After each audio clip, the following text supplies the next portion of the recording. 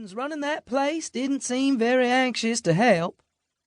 I think if I'd shown up there again, they would have just thrown me back into their breeding program, or worse.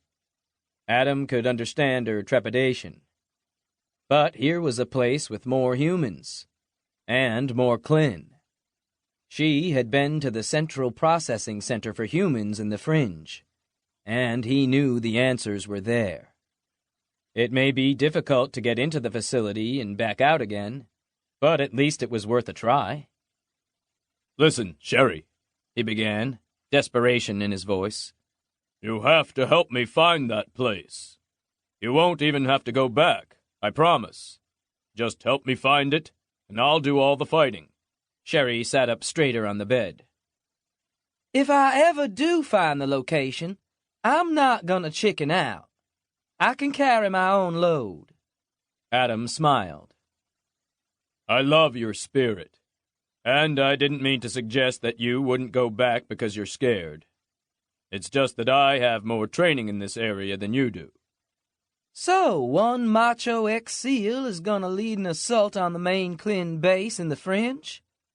And while you're there, you expect to find that one-in-a-million alien who just happens to know the location of Earth? And because you ask nicely, he'll just hand it over to you. Let me ask you this.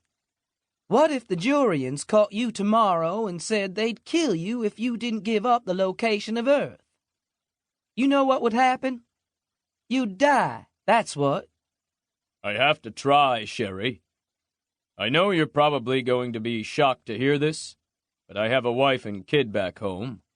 Hey, what does that have to do with anything? Sherry interrupted.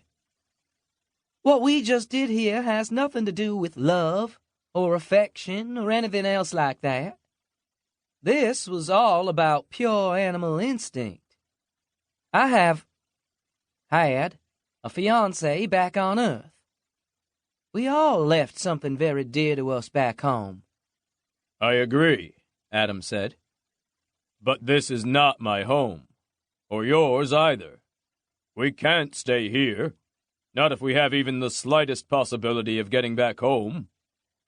Adam, sweetheart, you're cute and everything, but I really think I'll do better if I go it alone.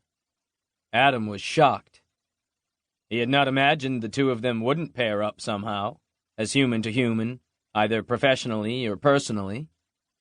There just weren't enough humans out here to go around. But here he was, light years from Earth, and the only woman he'd met was saying she just wasn't ready for a commitment. Was he losing his touch? "I'm not giving up," he said finally. "You may have, but I haven't. And now you tell me there's a place here in the Fringe where there are hundreds, if not thousands, of other humans, and you won't even help me find it." Sherry was silent for what felt like minutes, staring off at the opposite wall. Finally, she nodded. "All right, I'll help," she said. There was a noise in the hallway outside the room. Both humans got up quickly and began to collect their weapons. "And I'll go in with you. What the hell? What do I have to lose?" Adam moved to the room's environmental control panel as Sherry opened the inner airlock door. "I know the answer is there," Adam said as he increased the air pressure in the room to 4 times its present setting. "So, what's our next move?" Sherry pulled out her MK-17 and checked the charge pack before pressing herself against the wall next to the open airlock door. "We have to track down the surviving crew member on the ship that I stowed away on, and then get her to tell us what planet she picked me up at." Adam moved to the other wall next to the airlock and checked his own weapon. "Where do we start?" "Celia. That's where her ship landed. I know someone there who might help." She and Adam placed the respirators over their noses, lowered their full face masks, and pressed their hands hard against their ears. Then they waited. Moments later, the lock on the outer door clicked and the door began to open. Instantly, the increased air pressure inside the room blew out the panel with the force of a dozen sticks of dynamite, sending